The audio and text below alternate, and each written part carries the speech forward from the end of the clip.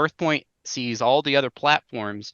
Keepa sees Amazon. Odds are, if you can't find it on WorthPoint, you may be able to find it there.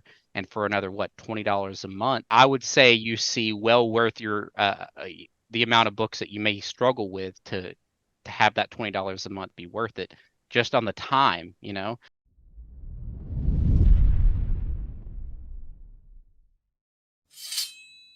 Welcome to Paper Gold Deep Dive Excavation Episode 6.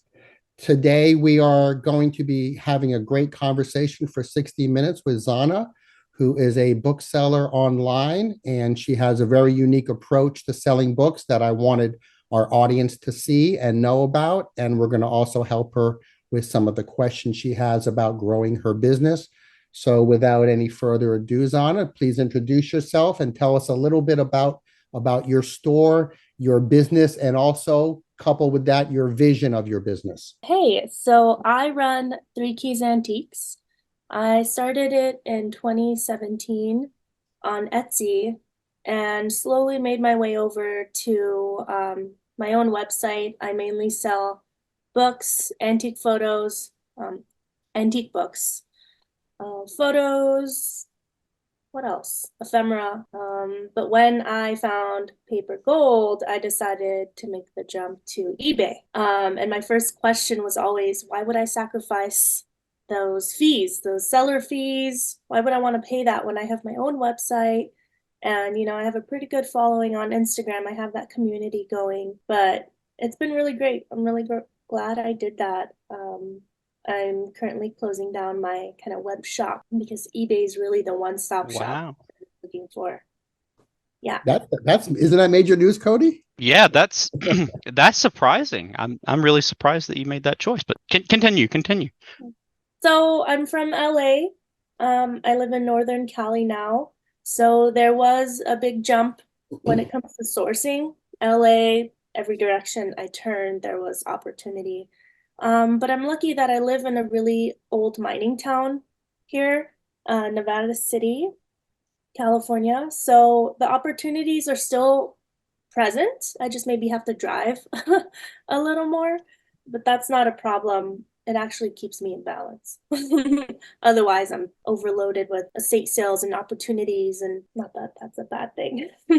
Would you say that your main reason from closing down your store, which you had built from scratch, to going on eBay was really because of the global market and expansiveness that eBay has? Yeah, And, totally. right. And has that been a positive for your sales going forward? Yeah, I've had more sales internationally in these Mhm. past few months than I have in my whole selling career. And I've always been a little scared of international sales. I didn't really know if I was doing it right. I didn't want it to go missing, especially if it's a expensive package.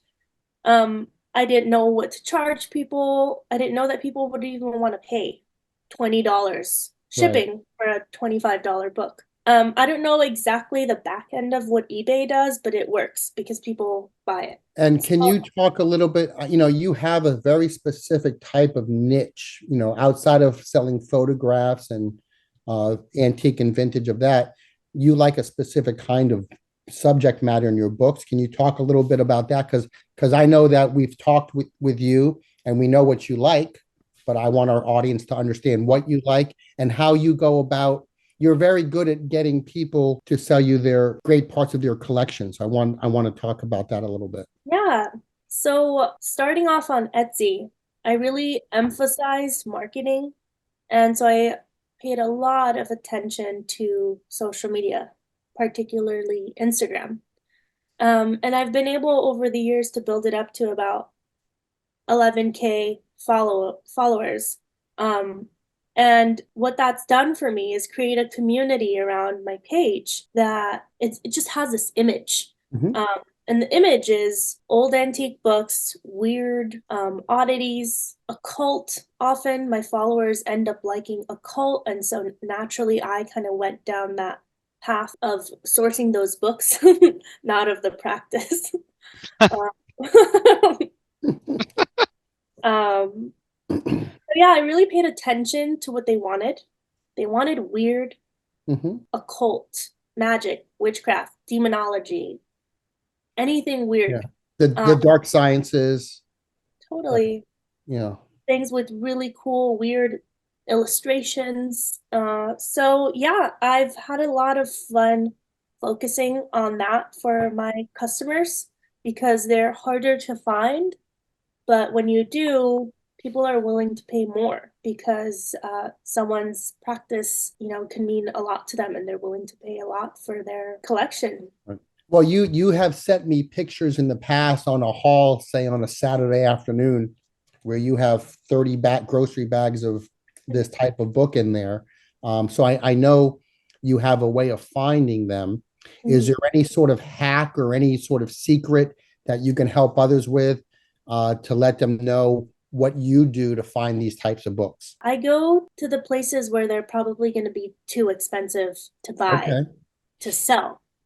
I don't source too much from bookstores because they really take their time, excuse me, to research the prices. But because I know what my people are willing to pay for, if I see a $30 occult book, if it wasn't occult, I usually wouldn't buy it because books typically go for about 30 to onwards. But because I know they're willing to pay 120, 150 for it, and I've sold enough, yeah, I'll just snag it. It's $30 book. Doesn't happen much. I've gone up to 150 for a book and doubled it.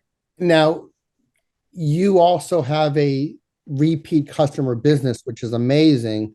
So when you look at these books, are you immediately contacting your prospective buyers and saying, hey, I just landed a couple copies of this subject matter? So you're making sales prior to listing some of these books? Yes. That's amazing. A lot of times, yeah. We talked about this on Paper Gold with knowing your customer base and reaching out to them when you get books. So tell us a little bit about that experience. Yeah, I think that was really important for you to mention because working on eBay, it's a little more disconnected than working from like my Instagram customer base. So that's one thing that's changed for me is I really stopped spending time on Instagram because I don't have to put so much into marketing. I'm saving time. I'm still spending money on marketing because eBay does it for me. I pay for seller fees and I pay for the store subscription. So I'm still spending on marketing. I'm just not doing the work, which is great. But I do see the benefit of just spending time connecting with the customers, talking to them, liking their posts, commenting on their stuff. Yeah, this is why you have repeat customers, because you spend that time doing it.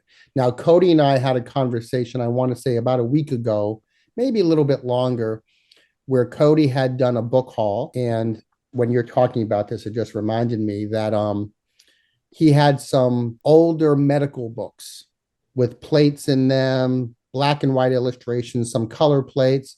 Is that something that you're in a market for too? Yeah, I really like the Victorian era. Right. I can spot a Victorian book from a mile away. They have such beautiful bindings and but what if it's just a 1920s medical textbook on a specific on the functions of the liver, but it has color plates or illustrations on that? Is that something that is oddity to you and your customer base? Totally, especially if it's weird. Especially if some people might look at that and say, I don't really want to buy that. I actually have a great example. I was at the Rare Book Fair in LA a few years ago. One guy was selling a bunch of antique medical books. And naturally, I just looked for the cheapest one because they're all 100, 200. Right. See one for $50 or maybe even less, honestly. And I pull it out, and what's the title? Something about syphilis in infants. And the first thing you open, it's like a dissected infant, and it's covered in sores and everything. And I'm looking through that, and the man in the booth is like, yeah, that's one that nobody really cares to look at. And I was like, I'll take it. So should Cody, when he gets these types of books, I want to say frequently, not on the regular, but frequently enough, if he doesn't want to put them on his marketplace, is that something you'd want to know about? Totally. Oh, that because I just recently sent probably about 50 of them to be donated. I kept one, and it's funny you mentioned about like how weird it was. Just one specific weird one. It was the functions and diseases of the male urethra. So like, it it You're was gonna what make I her was like, mad, okay. Cody. You're gonna make her That's mad. such No, I kept, that's but such I kept that one. That was one that I saved. But the others were, I mean, they had that Victorian area binding, but I did comps and just alone. But that goes to show what you can do is really valuable too. Having that target audience on a different platform where maybe they're not going to eBay and looking for this book, right?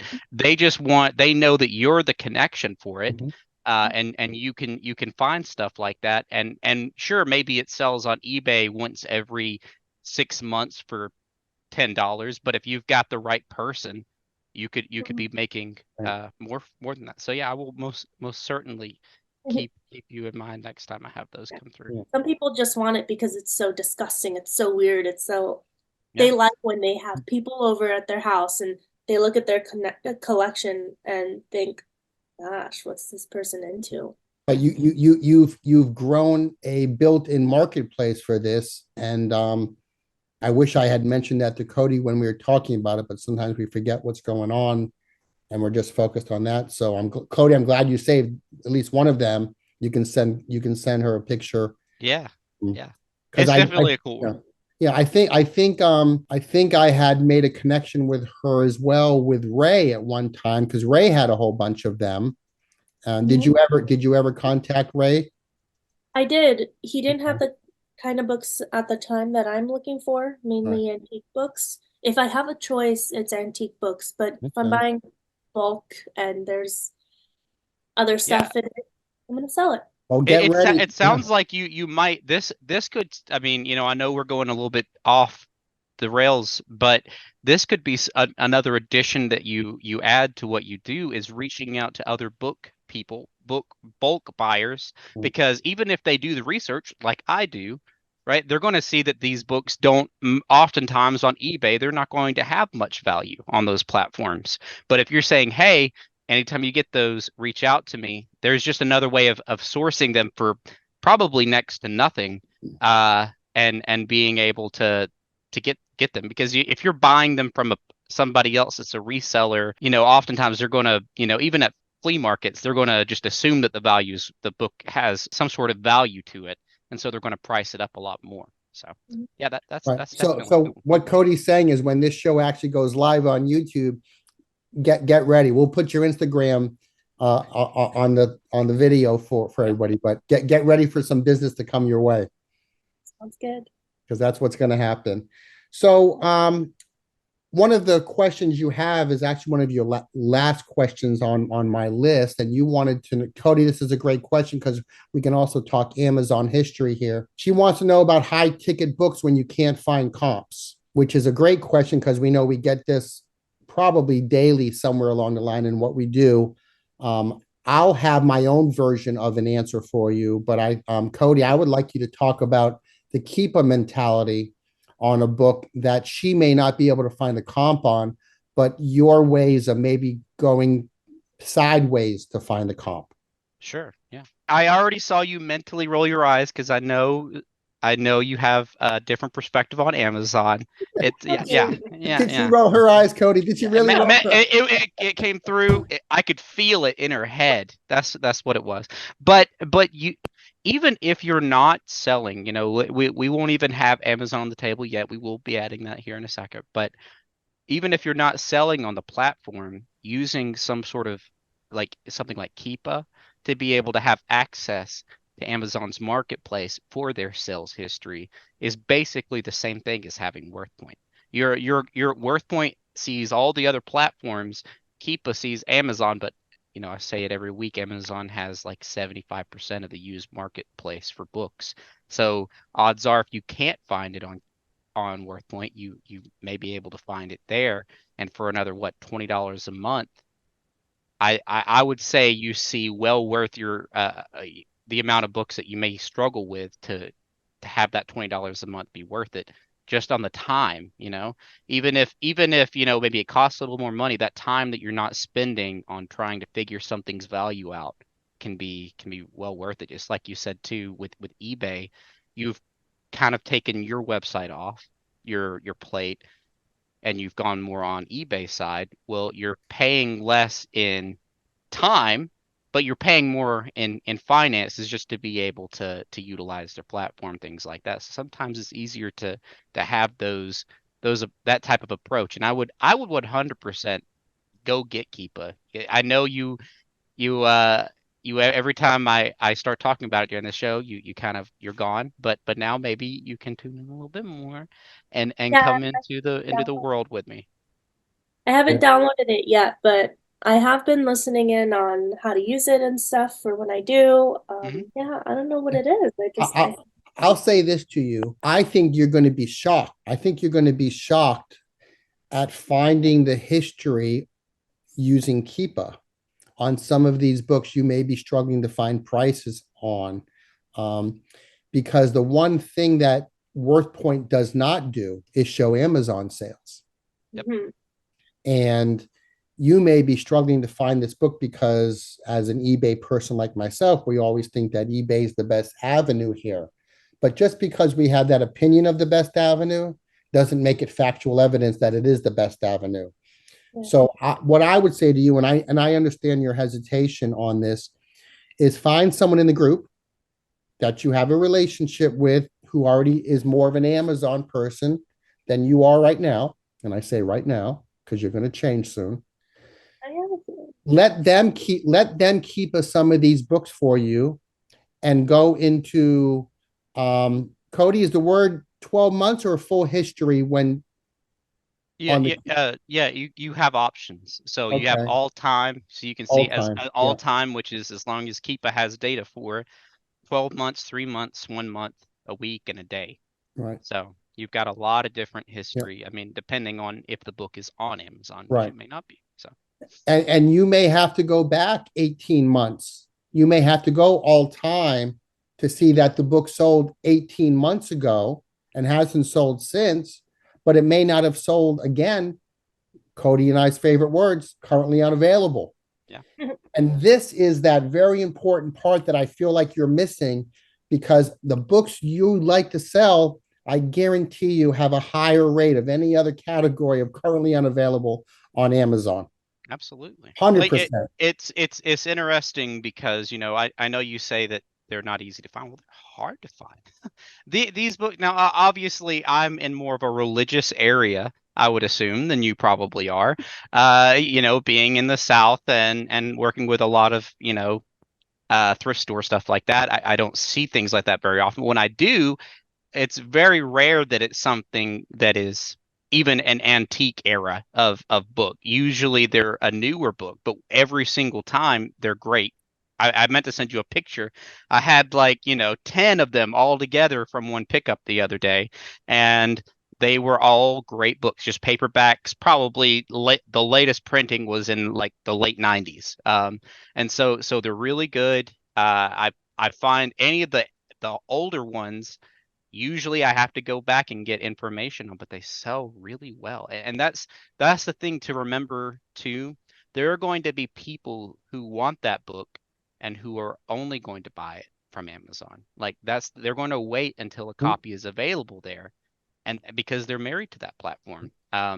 So I think that it would be well worth your time to at least explore the marketplace, even for some of the books let's say some you already have, just to Okay. be able to add that. I mean, again, you added eBay. You can add this to it as well. It's kind of a no-brainer for me. I don't know if your hesitation is more so not liking the platform or being confused by the platform. I'm not sure which one. But it's the same thing as eBay. I can tell you got something to say. Let's hear it. Let's hear it. Oh, no, that's all good. No, I was no, just no. thinking in my head, it's funny. I think all my customers are from your area. Probably. They don't have they don't have it over there. It's Right. super They can't get religious. it. Yeah. No, no, you're That's right. But it's definitely a platform that you should be exploring the options for because I know you have the same problem that a lot of people have, and that's time, right? Like time is hard to come by. You if you do explore the Amazon side of things and you see how well you can do with those, you can start adding different types of book markets to what you're picking up. You know, you're not I know you probably pick up a book if it's valuable, but Mhm. having like let's say Amazon as a platform where you want to try and keep your the appearance of your store as that antique, vintage, occult, you know, thing, but you could have Amazon be where you just send all your other profitable books and you could just do FBA and not have to worry about that. You don't have to let your babies that you like, you know, to take care of and show off in a different but you could just implement another way of adding revenue to the book business. You're already finding books. You're already there to look at them. If you download and you can get familiar with the scouting tools, it takes Yeah. another few minutes to start checking those platforms for the books as well. So So how many books approximately, I don't need a solid number here, have you not listed because you can't find the comp? I'll list them. I'll list them. I'll just use my knowledge to kind of Right. guess. Do you think sometimes you might be listing them too high? Yes, but that's what I love about eBay. Right. Make me an offer. mhm. And And like I said, it never stops people from making a crazy sure. lowball offer. Mhm. So I just list it at whatever. But I think I've done it enough to where I'm just like, I do stay in my vintage antique niche. Mhm. So based on the subject, the condition, Right. the date, I can kind of guess this is in the $20 range or this is useless. Right. Because my thought process on this would be that with Keepa, Cody, how much is Keepa a month again? I think it's 19.99 a month So, or twenty so for dollars. $20 a month, you can use Keepa the same way you and I use WorthPoint. Mhm. It's the same thing for me. I use Keepa. One of the things I use it for is for things I can't find and looking at a history. And I would say 7 times out of 10, these books I couldn't find the price on with WorthPoint or eBay for that matter, or Terapeak. 70% of the time, I'm finding the history, even if it's one sale, I'm finding it on Keepa. And to me, that is worth $20 a month, hands down. Because Mhm. now I can put a number on it. Mhm. And I don't have to worry, am I pricing it too low? Am I pricing it too high? Because this is a common dilemma we have as booksellers when we can't find comps. Are we pricing out of the market? Or I'm afraid to price it because I don't want to price it at $750, but it's really worth 5,000 because in our mind, I know we all work like this, but in our minds, we always think we have a highly valuable book. Yeah. So I have a question for you with those high ticket Mhm. books. If there are no comps on it anywhere, there's no Terapeak, Keepa, Mhm. how do you decide that they're $10,000? I don't know if you can make the decision that it's $10,000. Oh, to list Um, it, yeah. 10,000. One other avenue also is looking at auction houses and seeing if what history they have. You can access heritage auctions. Mhm. You can access liveauctioneers.com with an email address. You don't have to pay for anything. Sometimes sometimes you have to spend a good amount of time, hours, to find a price for a book you can't find the price on. Um, I just sold a book on Sunday evening for $1,000 Mhm. that was missing half of its pages, that virtually had only 50% of its binding left. Oh, And I had struggled to find a price on it originally. So I had put a number on it of about $2,200 and it didn't sell. It only had one watcher in over a year, and someone offered me 1,000 on it on Sunday. And because I did not have yeah. multiple watchers, because it was never getting any questions on it, because it was missing plates, and because it was missing part of the binding, there's no reason not to take the $1,000 for that book. What book was Some, it? you know, It was a book about botany, plants. What year? Oh, I don't remember. That was Sunday already. Yeah, I botany I books can, do yeah, so I can well, look especially again. Yeah. antique ones with the plates and everything. People love it. Yeah. But again, I may have been able to sell it quicker if I did have a price comp on it. I didn't, so I had to guess a price. But you can always best offer a book. You can Mhm. price it high with the best offer, or if you have a little bit more guts and gambler mentality to you, if you think it's an expensive book, you can always go 99.99 auction, you know, let the first bid be $99 and let it go and let the marketplace decide what the book is worth. I can tell you this, and you may not like this when I say this to you. We always, as booksellers and hunters, we overvalue books every day of our life. Mhm. And I can guarantee you 99 out of 100 books that I look at that I instantly high value just by looking at it, the real buy cost is a lot lower than my original thought process of what I thought the book was. And then it's those books that you don't think have high value. Those are the ones that surprise and shock me all the time. I mean, I just priced a book that I did find comps on for $1,500 last week, and it looks like nothing. There's nothing special about the book. And I think Cody, I don't remember the book that I just sold for $600 or $700 a couple of weeks ago. It looks like a basic American biography. It was, I think, the Canadian Prime Minister or something like that. And it looks just like a normal best-selling biography. And people paid well over $500 for this book. Yeah. Yeah. But that kind of just goes back to that point of I don't know if you ever in your search, let's say you go to a location where you're expecting to source for what you like. It turns out that they don't have, maybe your area and what you want to target. That's why I think being open to expanding where you sell and the types of books you're picking up is just gonna do nothing but add to your business. It's just gonna add to growing, and it's going to be another revenue stream where you're paying less for these types of books as well.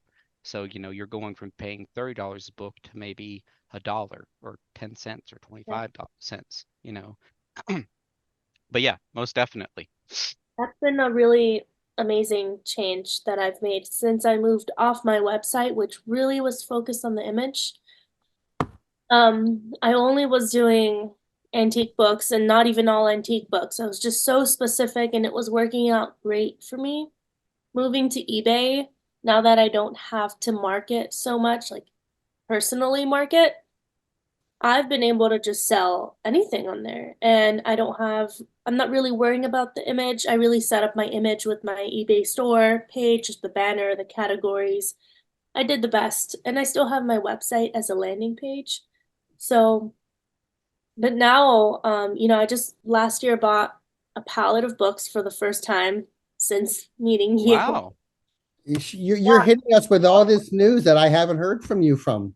I This is think it was actually right before I met you, and so okay. I was desperate to know, like, what do I do with these 15 boxes of books? My back hurts, I'm stressed, I don't know what I'm doing. And I was told that there would be a lot of antique books in there. Not really. There wasn't. It was more vintage, 1990s, 80s, 70s. And so I was really like, wah, wah, that sucked. Whatever. I learned a lesson. So I've had these boxes in my garage. And since joining Paper Gold and doing eBay now, I have a place to sell all those because I'm not so focused on the image of Three Keys Antiques. Now I'm global. I can sell all these foreign books that I have comfortably. The system is just so set up to make a seamless sale, and I love that because before, foreign books for me would be like, okay, the customer would contact me, ask me shipping, let's set it up, let's figure out a payment. So yeah, I'm getting all these books listed. And it's so interesting. The ones that I just would have overlooked, like it's a thin, flimsy Sure. paperback, whatever, doesn't even look old. Yeah. Cody and I talk about this every day, but this, what you just described, is what Cody and I, it amazes us every day. Yeah. Either he's showing me a book or three, or I'm showing him a book or three, and we're like, can you believe this? And then we're both talking about it and comping it with each other. We are always amazed at what sells, and that's part of the reason why Cody and I have done this group, is because we want to branch that out to everybody who is learning to sell books or is new at selling books or just wants to grow their store. We want to let them know that these books are everywhere and that the money is everywhere. Can you tell me a little bit about where you would like to see your store? Not just eBay, but everything you're doing, where you want to see yourself by the end of 2024, which has just started. Where do I want to see my store? I'm loving keeping it on eBay. I'm not going back to selling on a website. Okay. It's too much work and it just produces the same amount or less sales. So I'm going to stay on eBay. Maybe by the end of 2024, I'll have started my Amazon store, because as I get bigger, my system gets bigger for being able to process more books. And I can handle buying another pallet of books. And what do I do with all these? Let me just send it to Amazon. I do have a really efficient listing process now. Oh gosh, eBay is another savior for that. I had the most twisty turny. Okay, this is what we're gonna do. I have a hack for this. This is faulty. The app doesn't really work, but we're gonna figure it out. Oh my gosh. eBay has saved me so much time. My photographers and listers are able to do so much more, so much quicker. I can't believe I was wasting money trying to get an inefficient platform to do what eBay has been doing forever. So, and you also, like you just mentioned, you have employees that are listing for you. yeah. So that allows you to have more time to be the buyer, to find the books, to go out to the book sales. One thing you also do that not a lot of people do is you do book shows. Oh yeah, yeah, I do. So yeah, so talk about the type of shows you do, where you find out about them, because I don't know where you find them out, and how far out of where you live do you go to sell your items? Which I shouldn't just say are books. I know you do very well with photographs too. Yeah, so my store is Three Keys Antiques, and so I do have a bunch of antique home decor, oddities. A funny thing that I keep coming across are eggs, decorative eggs, and they sell so well, and I don't know how I keep finding them. I'm not really looking for them. Yeah, just cool, unique pieces, um, that look great in a home, that give people the vibe that they're looking for. The Yeah. vibe. And so where do you find out where these shows are to Yeah, sign up for them to be able to sell at them? Instagram, Oh, wow. the Okay. community. Excellent. So it's all a part of the oddities community, right? The like calling all spooky lovers. So yeah, I really like those because in the process of finding all these amazing books, going to estate sales or antique stores, and I end up finding a lot of cute stuff that I personally would purchase for my own home decor. And so they're all, I can't pass up the price. And so I gathered them all, and now I can just throw it all on a table and sell it all at once. I love it.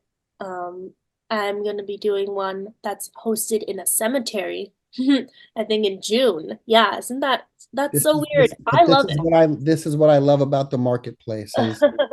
it's creative, it's art, it's people who love art and the art world, and there's no stop of creativity there. So Yeah. they have a cemetery where they're going to have a show of oddities for people to buy and sell from. Yeah, so Amazing. actually, I haven't even signed up for it, but I know I'm gonna want to do it, and I'm close with the person who's organizing it. The person that's organizing it is someone that's local to me in Sacramento, Right. and her name is Shasta, and she runs the altar room, which is Okay. a pagan artifact. Mm-hmm. In the middle of Sacramento, you'd never know it's there. And I was a featured guest vendor in her shop for Okay. last September. And I ended up signing up for this art museum show she was doing for around Halloween time, and it was my most successful show. I even got awarded Best in Show, which was so exciting to me because I was, I'm kind of just like, I don't know what I'm doing. Right. But it turns out that I do. Will Um, you do you or have you or will you ever travel outside of California to showcase your findings? so No.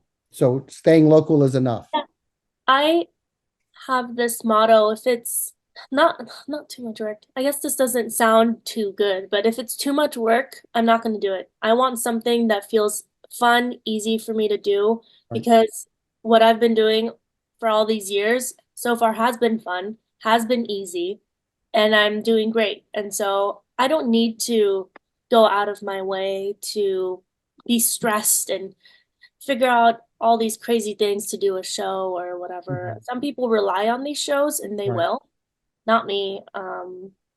They're just a bonus for me to get rid of a bunch of stuff at once, get rid of my little knickknacks Mhm.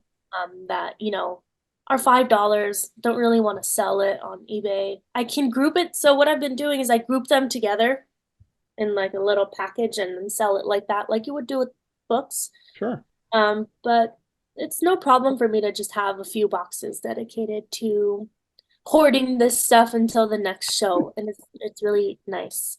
And I love meeting people. It's a great marketing opportunity. I always run out of cards that I bring. People follow me on Instagram straight away. They continue buying from me. This last one that I did was really successful. I sold some of my high ticket items that were not books, like Right. a Victorian morning parasol for $200. It's not the easiest thing to sell, but someone was just like, wow, I've been looking for this.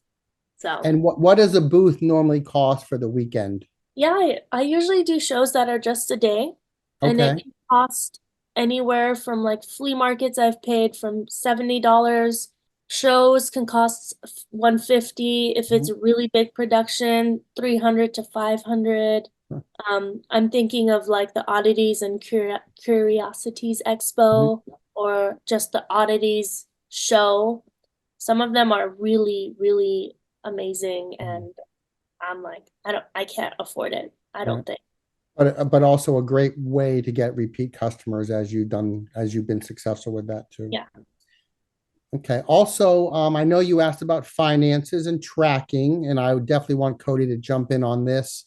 What are your questions with the difficulty or the headaches you're having with understanding the finances? Because I know you have employees, so that adds another layer to this as well. I'm not finding it really difficult. It's just new because I'm finally big enough that I'm having to start to really track it, and one wrong move can really set me back because now I'm buying $500 things. I never did that before. I was always like, if it's not $1 or $2, it's not for me.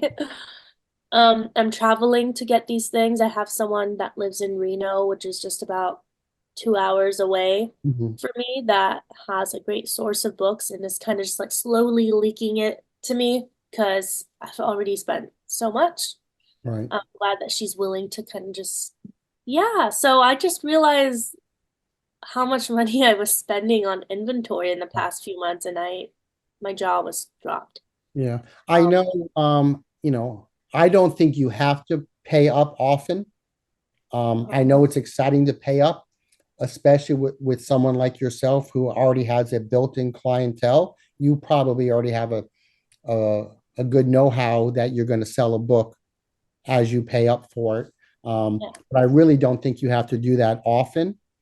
But one thing that I would help you with is when you get a haul of books from one person or one estate, give that a code, a number code or a three-letter code. And every time you sell a book from that haul, you keep track of that. And after 3 months, 6 months, a year, you go to that sheet and you know how much you've made off of that haul. yeah, that's pretty So smart. yeah, that would be the one thing that I would advise you to do, on tracking specific hauls, not specific books. I mean, if you pay $200 for a book, you know right away You that know you're what? I money kind of off have of it. photographic memory when it comes to Yeah. it. So that haul, I've already gotten maybe Right. 800 books from it. I can probably go through all my books and know exactly which one is from that haul. Right. So Cody, do you do anything like this when you do a haul for Amazon when you're listing them? So Yeah, you yeah, track, yeah. you track. I keep track. So through the good thing with the tool that I use, Palette IQ, it allows me to put my source in as I'm processing everything.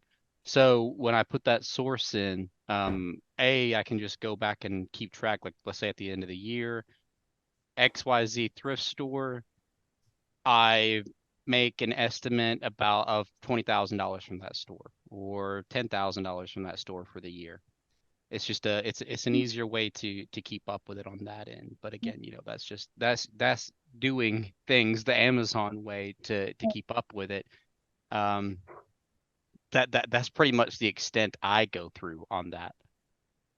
it's not a bad idea. Thank you for that. Yeah. And I am getting more curious about Amazon because, yeah, now I'm left with all these books from this palette I bought that I'm just, Right.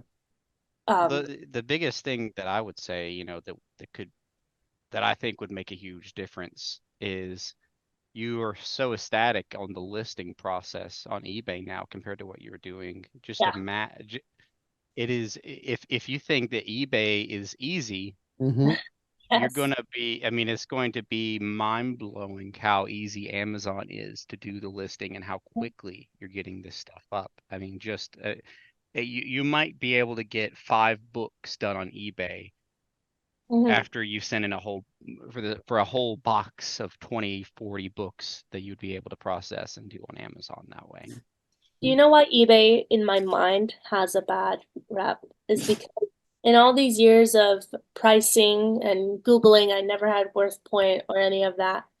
I'd always look up these antique books and in my mind know what they're gonna go for, but I just want to check if it's some really special book. And I'd always see on Amazon someone has it for either really freaking cheap or crazy expensive. And I've always just been like, ah, Amazon equals unreliable. So in my head, I have this association with it. Obviously, I have to face the facts and know that I'm in a group full of successful Amazon sellers. So it's changing in my head. I still have this trust issue with Amazon, but hearing the way that you do it and the behind the scenes of it all, it's building to the point where I'm like, I want to get in on that. I want to be able to send the box and let someone else do the work, sell it for me. Yeah. Well, and I will say to that point, of unreliable, I think that it's unreliable to look up comps for something based off of listed prices in general. Hmm. Because you're never going, like, even on eBay or on what literally any platform, anybody can put a book up there for whatever price they want. Doesn't mean that's what the marketplace Yeah. is for that So book. now So I know why those prices are what they are, is because they have Keepa yeah. to be able to Or see this book that I would list for about $30 to $40. For some reason, they have it listed for 90 or 100. And I'm like, you're not going to sell that. But they know something I don't. yeah.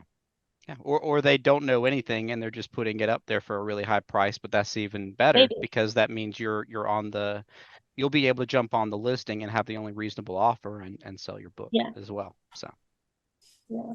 So All I'm right. getting curious. I'm too Yeah. worried. So I think that you should give yourself a goal Yeah. of So I do of, have a of loose yeah, goal.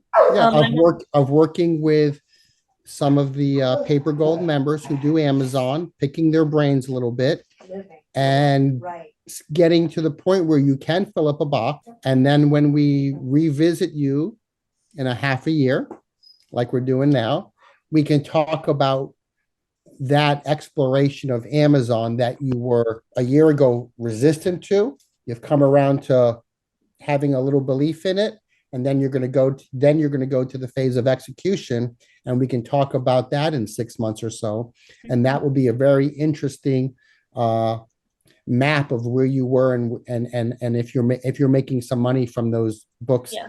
that you could sell on Amazon. One of your last questions that I really want to make sure we talk about, because this is for everybody, is staying motivated, especially in the early onset of starting an eBay or Amazon store or both. What are some of your frustrations? Is it just the low sales, or in a day or a 3-day period, or is there something else that is frustrating for you? Yeah. My frustration is working with the new platform and Mm. getting the ball rolling. When I was on my website, I had no problem. Yes, I was working a lot more, but sales were great. Everything was great. It's slowed down since being on eBay, but I am seeing the benefit of it. So I know that I know I have amazing books and products on there.